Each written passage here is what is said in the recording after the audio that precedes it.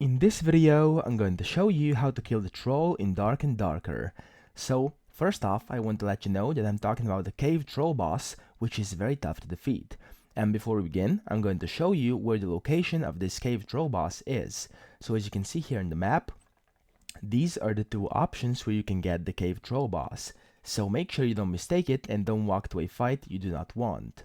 So, the cave troll embodies a melee-friendly boss vibe, which is evident in its attack patterns.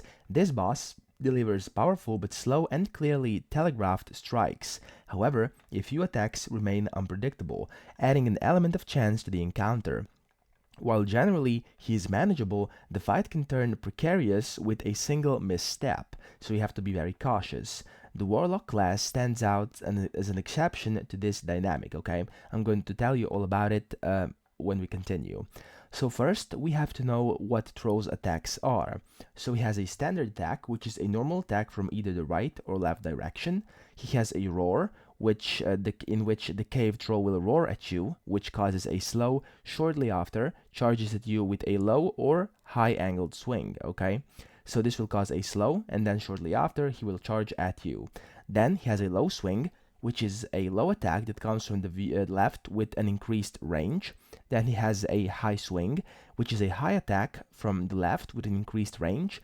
And then he's got a ground shake, which is probably the most dangerous. It's an incredibly powerful overhead ground slam. It's most likely going to be an instant kill if that hits you. Then we have strategy and how to defeat him. So this is the main part of this video, okay? Now, the cave troll is manageable with appropriate responses to its attacks, so you have to respond according to how he attacks. Some attacks can be blocked using a shield despite the troll's size. Attacks are dodgeable by crouching, jumping, or moving away, so you can dodge every single attack by doing these three maneuvers, okay? Now, when the cave troll roars, expect a high or low swing soon after. This is very important, so keep that in mind, or written somewhere next to you. To counter a low swing, you have to jump, and for a high swing, you have to crouch, which is basically quite understandable, right? Now, monitor your head hitbox by quickly looking at the ground during swings, so that's also very important. And then at close range, you have to crouch to avoid normal attacks or use a shield to block them. I would actually advise you to use a shield. I like to use a shield myself because I just tend to be a bit more safe. Then you have to watch out for the ground shake attack. As we said, this is the most unpleasant of them all, okay? So when the troll raises both hands to its mace, you have to sheath your weapon with the X key and retreat a few meters, okay?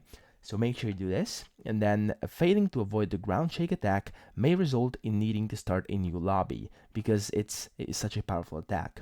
You also have to utilize the VoIP feature to form alliances and collaborate in defeating the boss, which will, of course, make this very, very much easier, okay? Beating it solo is always harder, which is understandable. Then over here, we have some more tips and tricks. So we have the Pavis shield strategy. So bring in a Pavis shield greatly enhances blocking reliability, as I just told you earlier. So you have to consider equipping it on your ranger or fighter for effective defense. This is what I like the most. Then we have the Rogue tactics. So even at level 1, the Rogue can effectively defeat the cave troll. You have to equip weak point attack and rupture skills for substantial damage, okay? You have to choose the poisoned weapon perk to add DOT, so damage over time, and then use hit and run tactics with a stiletto dagger, moving left to dodge attacks. So just you can screenshot this and use it later if you want to, or just come back to this video and save it. You can also take the ranger approach, and ranger is a cost-effective option with a basic blow. Utilize kiting techniques to maintain distance and safety. Learn attack timings to reload safely during combat. You also have a Warlock strategy, where you can opt for Warlock for a powerful alternative against the cave troll. You have to learn the Immortal Lament skill at level 1 to ensure survival though, so make sure you do this. You have to maintain distance and repeatedly cast Hellfire until the troll is defeated. This is pretty much the easiest way with the Warlock. And then 2 more general tips.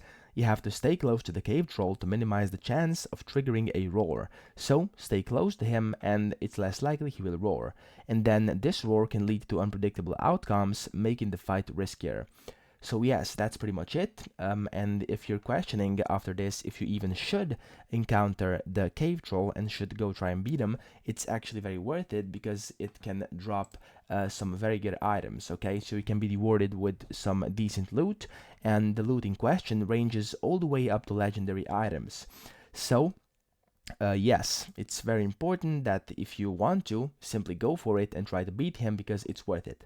And yes, that's it. That's how you kill the troll in Dark and Darker, so the cave troll, and I hope this video helped you out. If it did, make sure to help me out as well, and please subscribe to the channel.